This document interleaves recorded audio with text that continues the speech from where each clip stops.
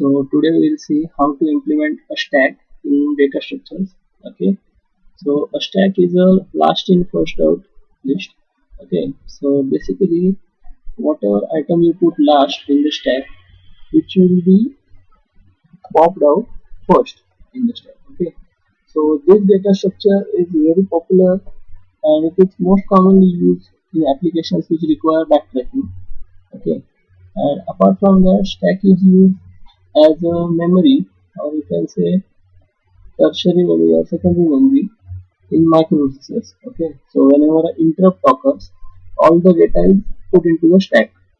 So whenever an interrupt is gone, means interrupt routine is completed, all the data is popped back from the stack. Okay, so that way multiple interrupts occur, then in that way only the stack will release its element. Okay, so this was the basic working of a stack.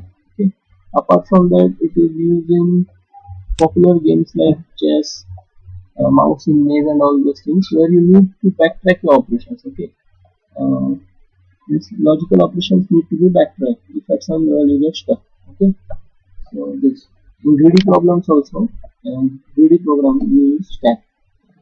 So let's see our code first. Okay, let me font thing. Okay, let's see something way more. So the first thing is we declare stdio and console.io, that is stereo.h and ponyo.h, and then we declare the max size, that is the maximum number of elements we will have in the stack, that is 10. The elements start from 0 to 9. Okay, as we are using an array implementation of stack, the elements will start from 0 to 9. Okay, so here we have to declare an array stack of 10 elements. The top will be assigned as -1. It will be assigned -1 because whenever the elements are empty, means if the stack is empty, the elements will be at -1. No elements will be there. Okay, 0 is where array starts, so we are using -1. Okay, so the first function is empty, so we are using this function to check if stack is empty or not. So here we check if top equals to -1. So as I told you, top equals to -1 is the initial condition which helps us to check whether stack is full, stack is empty or not. Okay, so if yes, then it will return 1. 1 is true, and 0 means no, false. Okay, so this way another function to check if it is full. So is full. So if top equals to max size, what the max size we are assigned here is 10.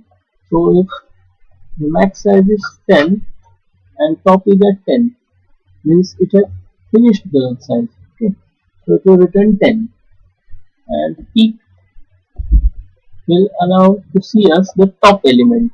Okay, peak function means the toppest element on the stack. Okay, there is another function. There are actually two functions in stack. One is the push function and other is the pop function. Push function helps us to put the data into the stack. Push. Okay, and pop function removes the data from the stack. So in pop function we read the data. Okay, if is empty, means if the stack is empty you cannot pop anything. Okay, so that way we are saying if not is empty.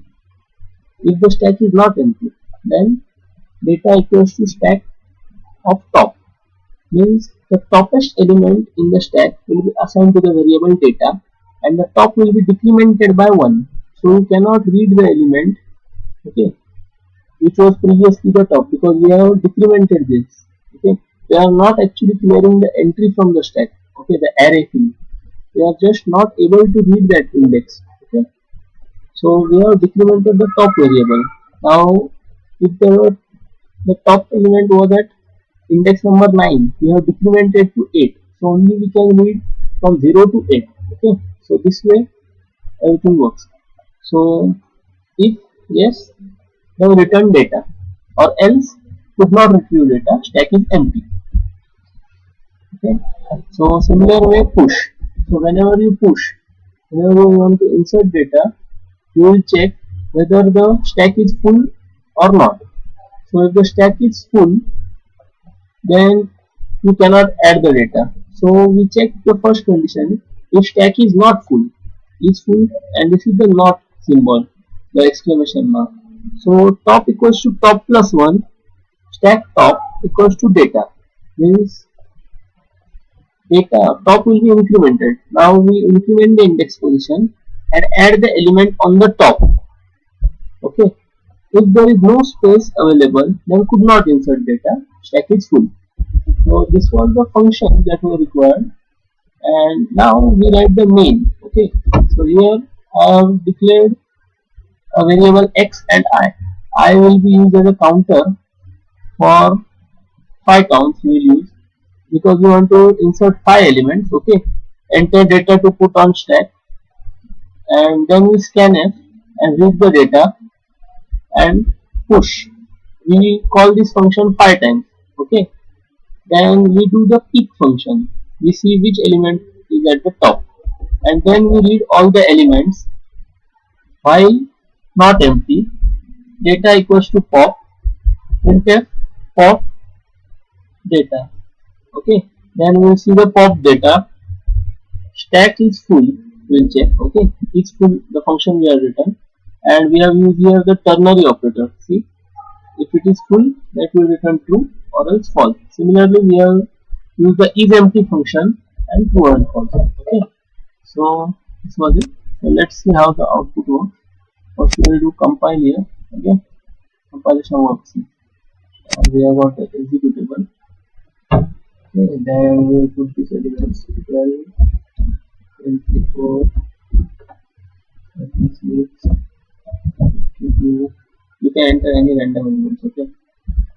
Okay, see, the last which was in will be out first. Last in, first out. See, the topest element was 89. It was pop first. Then it was 52. It was pop second. And likewise. And finally we see here stack was full, false. Stack empty, true. Okay. That's it.